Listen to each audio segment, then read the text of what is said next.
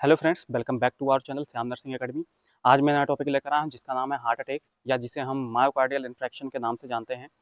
तो इस लेक्चर में हम पढ़ेंगे कि हार्ट अटैक का डेफिनेशन क्या होता है, कॉजेज क्या होते हैं, साइन एंड सिम्टम्स क्या होंगे जिनमें भी हार्ट अटैक आया है, और साथ साथ में ये देखेंगे कि उसकी डायग्नोसिस क्या आएंगी और प्रॉपर ट्रीटमेंट क्या होते हैं।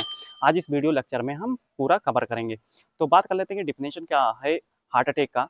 तो जो हार्ट अटैक होता है या जिसे हम मायोकार्डियल इन्फ्रेक्शन के नाम से जानते हैं, ये तब होता है जब हमारी हार्ट मसल्स हैं उसमें ब्लड सप्लाई रुक जाती हैं। जब हमारे हार्ट को ब्लड सप्लाई नहीं मिल पाती हैं तो जो ऑक्सीजन की डिमांड्स हैं वो हार्ट को कम हो जाती हैं, और हार्ट की मसल्स में जब ऑक्सीजन की डिमांड्स कम हो जाती हैं तो जो हार्ट की मसल्स हैं वो डेथ कर जाती हैं, जिसकी वजह से हार्ट अटैक या मायोकार्डियल इन्फ्रेक्शन देखने को मिलता है। नेक्स्ट बात कर लेते हैं कॉजेज के बारे में कि किन कारणों की वजह से हार्ट अटैक या मायोकार्डियल इन्फ्रेक्शन होता है। तो पहला जो कॉजेज है वो है एथेरोस्क्लेरोसिस। अब एथेरोस्क्लेरोसिस क्या होता है? तो एथेरोस्क्लेरोसिस में जो फैट होता है वो डिपॉजिट हो जाता है कोरोनरी आर्टरीज के अंदर, जिसकी वजह से जो ब्लड सप्लाई होती है वो हार्ट मसल्स को मिल नहीं पाती है और वहाँ की जो मसल्स हैं वो डेथ कर जाती हैं। और नेक्स्ट बात करें ब्लड क्लॉट्स। तो ब्लड क्लॉट में क्या होता है कि जो कोरोनरी आर्टरी है उसमें कोई थ्रोम्बस जाकर के जम जाता है, जिसकी वजह से जो ब्लड सप्लाई वो आगे की तरफ नहीं हो पाती है, जिसकी वजह से जो मसल्स वाल होती हैं उनमें न्यूट्रिशन ऑक्सीजन की कमी होती है और वहाँ की मसल्स की डेथ हो जाती है। नेक्स्ट बात कर लेते हैं स्मोकिंग। ऐसे व्यक्ति जो बहुत ज़्यादा स्मोकिंग कर रहे होते हैं उनमें हार्ट अटैक देखने को मिलता है। डायबिटीज मेलाइटस ये भी एक मोस्ट कॉमन कॉज है। अगर किसी व्यक्ति में लंबे समय से डायबिटीज मेलाइटस है तो उनमें भी ये देखने को मिल सकता है। नेक्स्ट बात कर लेते हैं ओबेसिटी। ऐसे व्यक्ति जिनमें बहुत ज़्यादा मोटापा है उनमें भी ये देखने को मिल सकता है।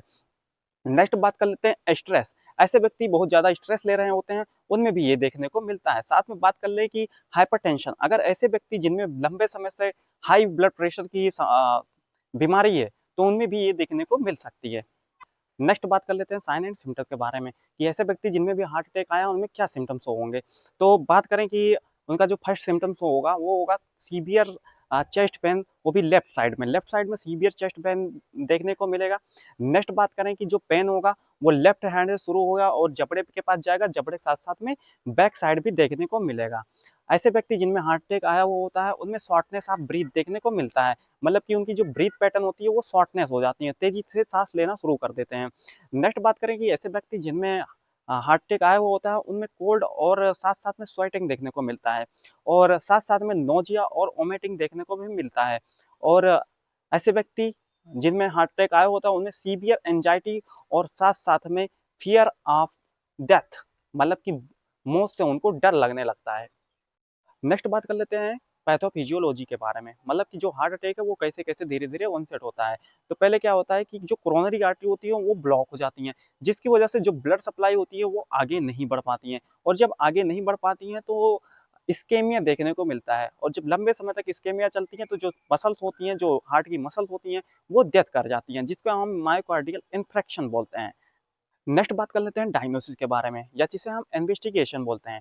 तो डायग्नोसिस में क्या करेंगे, ऐसे व्यक्ति जिनमें हार्ट अटैक आया होता है उनका ईसीजी कराते हैं। ईसीजी में जो एसटी सेगमेंट होता है वो एलिवेशन मिलेगा या उनमें चेंजेस देखने को मिलती हैं। साथ साथ जो मसल्स वाल होती हैं, हार्ट की जो मसल्स होती हैं उनकी जो एंजाइम्स होती हैं उनको हम चेक कर लेंगे। नेक्स्ट ब्लड टेस्ट करवाएंगे और साथ साथ एंजियोग्राफी भी करवाते हैं। नेक्स्ट बात कर लेते हैं मेडिकल मैनेजमेंट के बारे में कि ऐसे व्यक्ति जिनमें हार्ट अटैक आया उनकी क्या मेडिकल मैनेजमेंट दी जाएंगी।